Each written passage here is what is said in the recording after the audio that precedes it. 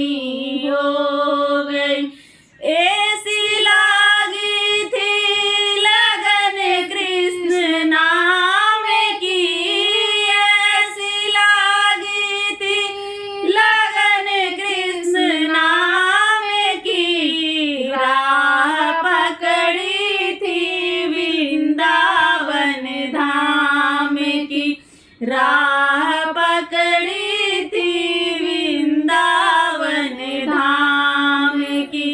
ऐसी अद्भुत वो कहानी हो गई, ऐसी अद्भुत वो कहानी हो गई। मीरा मोहन की दीवानी हो गई, मीरा मोहन की दीवानी हो गई। क्या से क्या महलों की रानी हो गई, क्या से क्या महलों की रानी हो गई। मीरा मोहन की दीवानी हो गई, मीरा मोहन की दीवानी हो गई।